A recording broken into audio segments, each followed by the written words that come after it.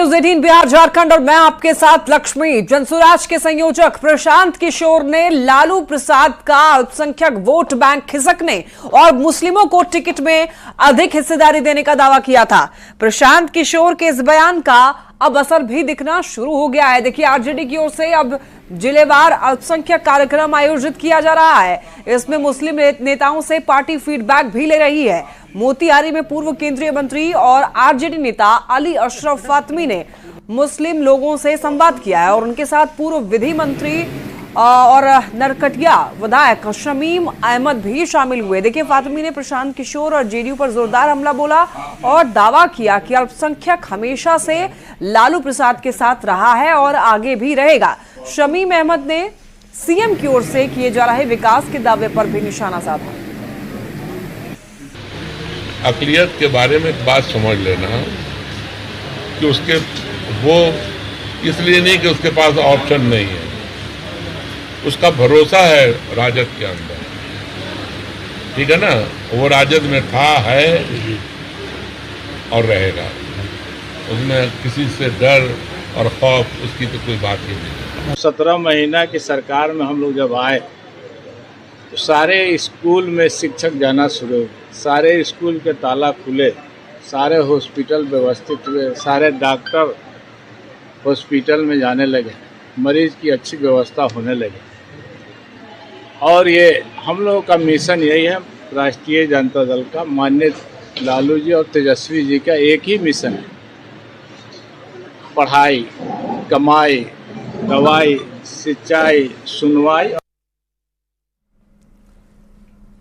अल्पसंख्यक और आरजेडी को लेकर किए गए जनसुराज के संयोजक प्रशांत किशोर के दावे पर बिहार की सियासत गरमाती हुई दिख रही है।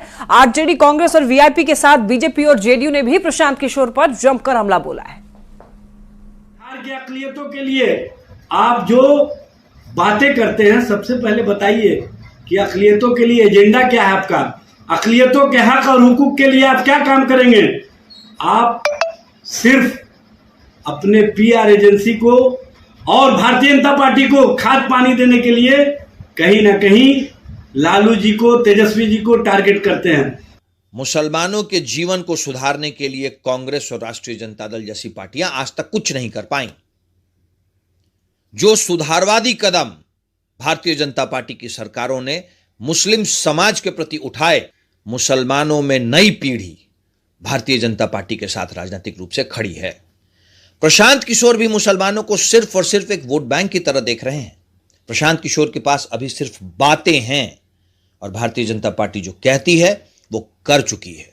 अल्पसंख्यक भाइयों के लिए चाहे कब्रिस्तान की घेराबंदी हो या तालीमी मरकज की बहाली की गई हो या हर एक तरह से मुसलमान भाइयों को, बेटियों के लिए साइकिल की व्यवस्था, स्कूल ड्रेसों की व्यवस्था, हर एक तरह की विकास कार्य किए गए हैं। और बिहार के मुसलमान भाइयों का एक एक बच्चा चाहता है कि पुनः 25 में भी माननीय नीतीश कुमार जी के नेतृत्व वाली सरकार बने, ताकि भय मुक्त होकर पढ़ सके, आगे बढ़ सके या बिहार में व्यवसाय कर सके। प्रशांत किशोर जी को कोई राजनीतिक गंभीरता से नहीं लेता और मैं प्रारंभिक दिनों से कह रहा हूं कि प्रशांत किशोर जी की राजनीतिक महत्वाकांक्षा भारतीय जनता पार्टी के बी टीम के रूप में है। प्रशांत किशोर जी जन सुराज की बात करते थे, अब मुसलमान हिंदू की बात करते हैं। यही बात तो भारतीय जनता पार्टी करती है कि हिंदू मेरे साथ है, ये कहते हैं मुसलमान मेरे साथ है। इंसान किसके साथ है? 2011 में वो गुजरात में किसको मुख्यमंत्री बना रहे थे सबको पता है, और बिहार में आके किसके लिए काम कर रहे हैं ये भी लोगों को पता है। उनका नाम है पीके, पैसा लेके काम करना। बिहार में राजस्व भूमि सुधार विभाग की ओर से कराई जा रही जमीन सर्वे की प्रक्रिया 1 साल में पूरी होगी। विभाग की ओर से इसके लिए सभी प्रक्रिया की समय सीमा तय कर दी गई है और देखिए, शुरुआती 30 दिन में रैयत और वंशावली की प्राप्ति की स्वघोषणा की जाएगी। इसके बाद किस्तवार जमीन के मैप के निर्धारण से लेकर के तमाम औपचारिकताएं पूरी की जाएगी। कुल 11 कामों के लिए तय की गई तय समय सीमा के बारे में और अधिक जानकारी दे रहे हैं संवाददाता संजय कुमार।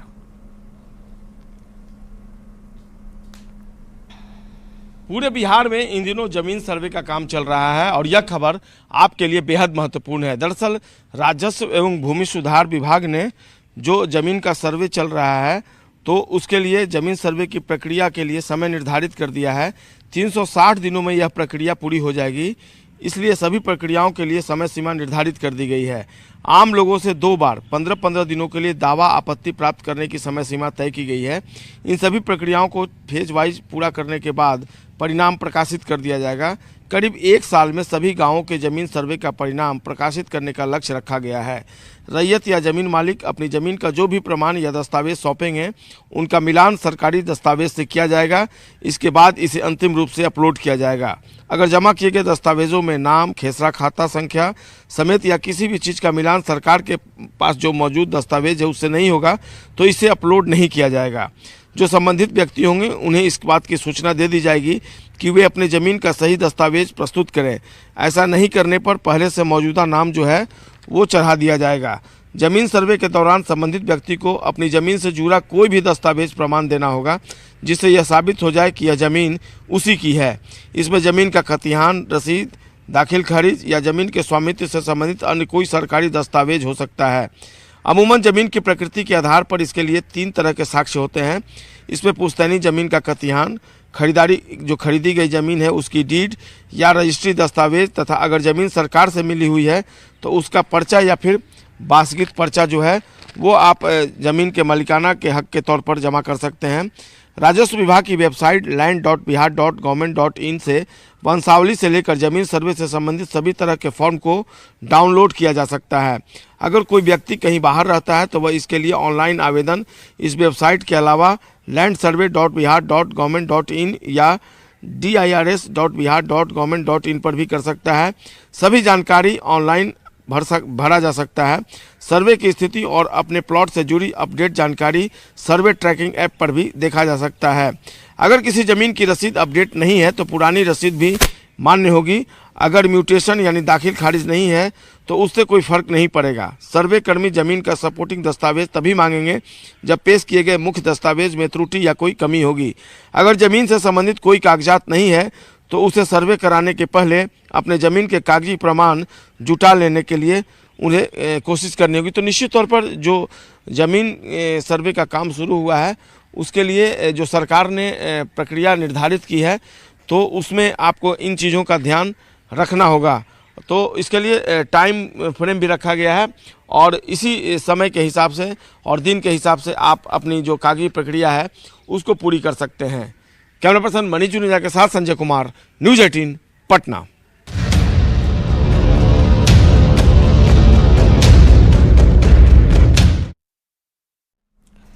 चलिए अब बात करते हैं नदियों में उफान से बढ़ी परेशानी की। देखिए भागलपुर के नवगछिया में बिंद टोली बांध टूटने के बाद अब दूसरे बांध और सड़कों पर पानी का दबाव बढ़ने लगा है। गंगा के साथ साथ कोसी के बढ़ते हुए जलस्तर निचले इलाकों में लोगों के लिए मुसीबत खड़ी कर रही है। देखिए सैदपुर से तिनटंगा जाने वाली मुख्य सड़क पर कोसी और गंगा दोनों का दबाव है। जिला प्रशासन की ओर से सड़क किनारे जियो बैग भी लगाया गया है।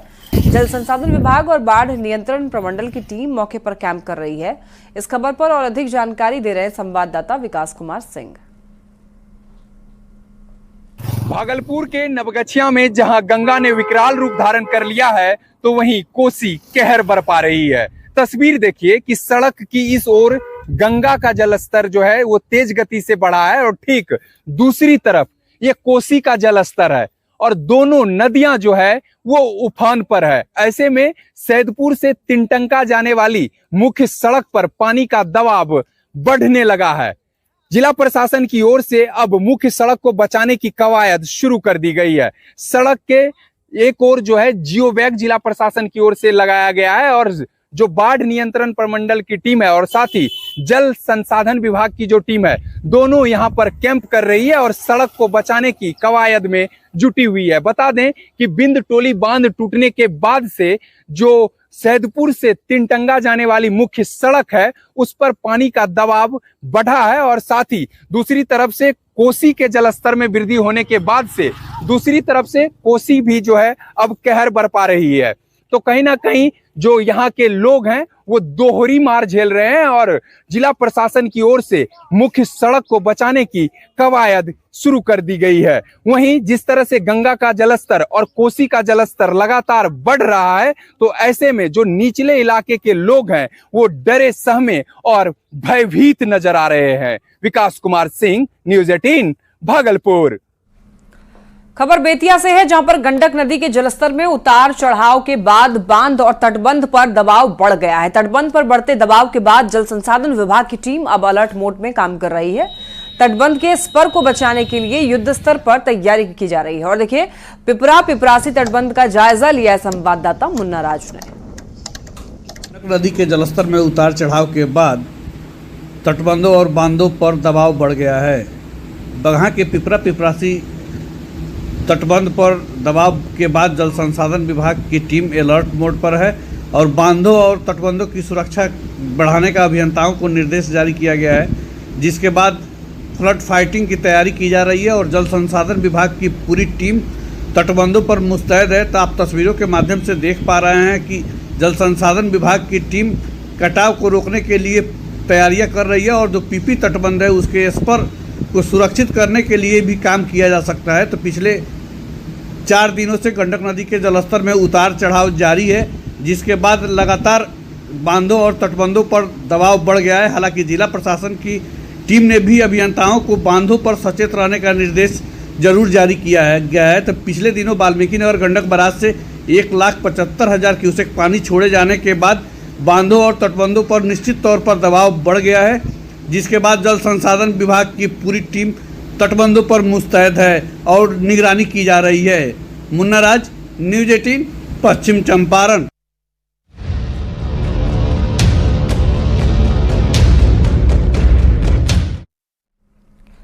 नदियों में उफान के बाद चलिए बात कर लेते हैं सिपाही भर्ती परीक्षा की। देखिए, बिहार पुलिस सिपाही भर्ती परीक्षा का आज 5वां चरण है और राजधानी पटना में भी कई परीक्षा केंद्रों पर फुल प्रूफ अरेंजमेंट के साथ परीक्षा की तैयारी है। दोपहर 12 बजे से लेकर के 2 बजे तक ये परीक्षा ली जाएगी। पटना के एएन कॉलेज परीक्षा केंद्र पर बड़ी संख्या में यूपी के अलग अलग जिलों से परीक्षार्थी परीक्षा देने के लिए पहुंचे हैं। इन परीक्षार्थियों से बात की है न्यूज़ 18 संवाददाता संजय कुमार ने। का आज 5वां चरण है और यह तस्वीर हम आपको दिखा रहे हैं राजधानी पटना के एएन कॉलेज सेंटर की, जहां पर काफ़ी संख्या में अभ्यर्थी यहां पर पहुंचे हुए हैं। इस बार जो केंद्रीय चयन परिषद सिपाही भर्ती है उसने फर्जी अभ्यर्थियों से बचने के लिए अभ्यर्थियों को डिजिटल बायोमेट्रिक तरीके से उनके दोनों हाथ के अंगूठों का निशान एवं फोटो लेने के लिए वीडियोग्राफी कराने का आदेश दिया है।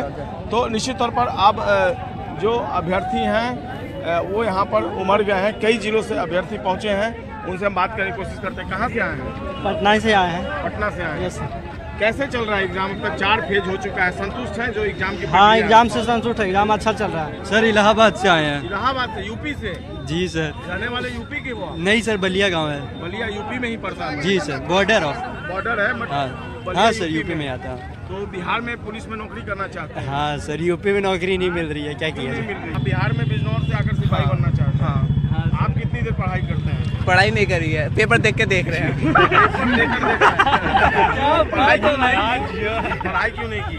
सब मतलब यूपी की तैयारी करी थी, नंबर आएंगे तो ठीक, ना तो कोई बात नहीं। इलाहाबाद से, यूपी इलाहाबाद से। जी सर। तो बिहार में सिपाही क्यों बनना चाहते हैं? कांस्टेबल क्यों बिहार पुलिस में क्यों भर्ती? सर ऐसे डाल दिए तो मुझे यूपी पुलिस में से बनना है। अभी हम यूपी पुलिस एग्जाम दे के आए 23 तारीख को, मेरा एग्जाम ठीक गया है, सही गया है।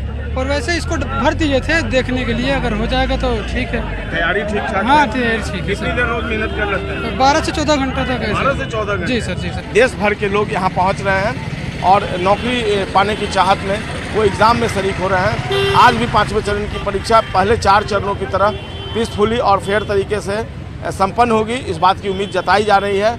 और सभी परीक्षार्थियों को न्यूज़ 18 की तरफ से भी बेस्ट ऑफ लक है और उनके उज्जवल भविष्य की न्यूज़ 18 भी कामना करता है। कैमरा पर्सन मनी जुनेजा के साथ संजय कुमार, न्यूज़ 18 पटना। पटना के बाद अब बात करते हैं गोपालगंज की। बिहार पुलिस की सिपाही भर्ती परीक्षा के लिए गोपालगंज में 9 केंद्र बनाए गए हैं। कड़ी सुरक्षा के बीच सभी केंद्रों पर दोपहर 12 बजे से 2 बजे तक परीक्षा ली जाएगी और मेटल डिटेक्टर से एक अभ्यर्थियों की जांच करने के बाद केंद्र में प्रवेश की अनुमति दी गई है। गोपालगंज के वीएम परीक्षा केंद्र का जायजा लिया है न्यूज़ 18 संवाददाता गोविंद कुमार ने।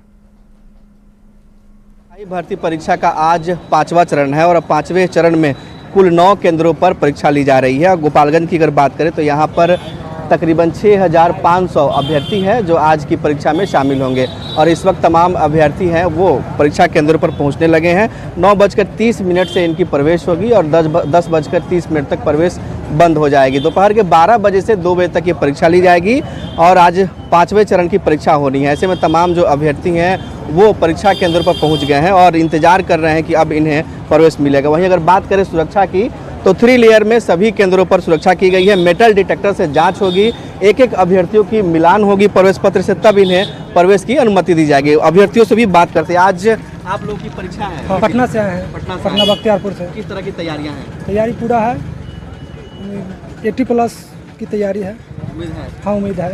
क्या नाम है? मनोरंजन कुमार। नहीं, जब 4 चरण में हो गया तो अब क्या होगा? पुलिस की शक्ति है, पुलिस की शक्ति है, बिहार सरकार शक्ति है। सेंटर जो है, क्या नाम है? मेरा कुमोद कुमार, मुजफ्फरपुर। कितनी परेशानी हुई बाहर से आने में आप लोगों को? बहुत परेशानी हुआ, ट्रेन वगैरह रात में रुकने का दिक्कत हुआ। इससे हर बार जिस दिन एग्ज़ाम होता था उसी दिन आना पड़ता था, लेकिन आज क्या है कि एक दिन पहले आना पड़ रहा है। इसे होम डिस्ट्रिक्ट में होता था हर एक बार और इस बार अलग डिस्ट्रिक्ट में हुआ है तो दूर दूर से आना पड़ा। रात में अलग जगह स्टेशन पे रुकना पड़ा या तो कहीं और पे, यही सब थोड़ा सा परेशानी हुआ। क्या नाम है?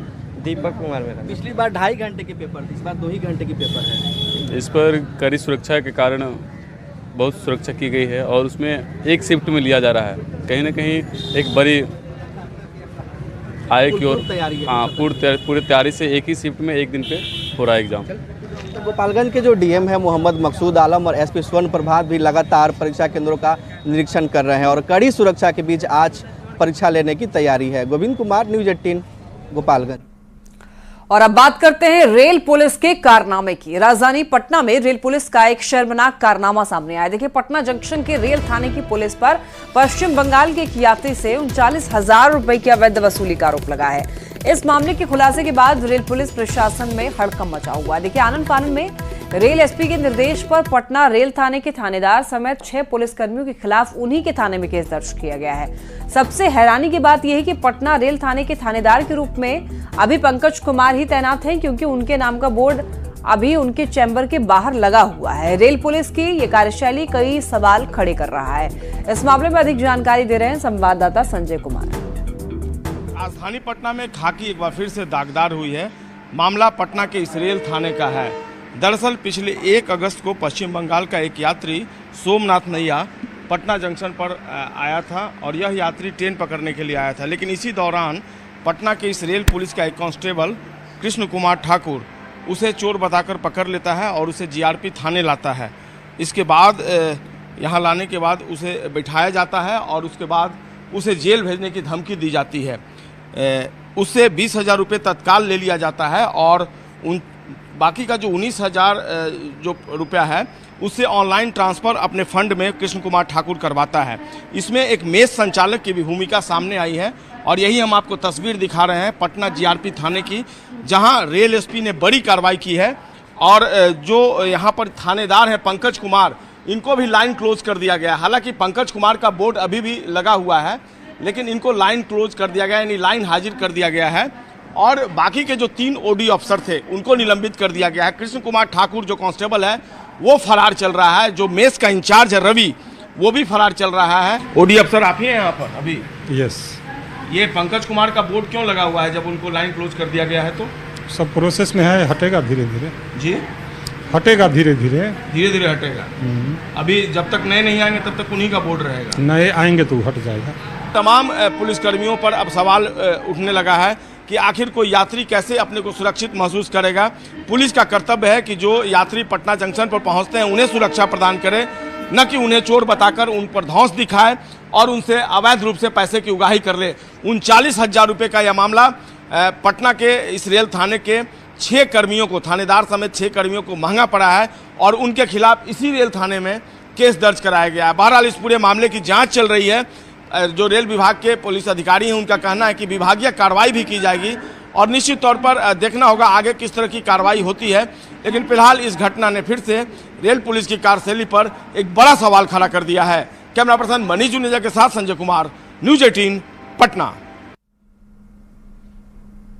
और इसी के साथ इस बुलेटिन में इतना ही। नजर डालेंगे हेडलाइन।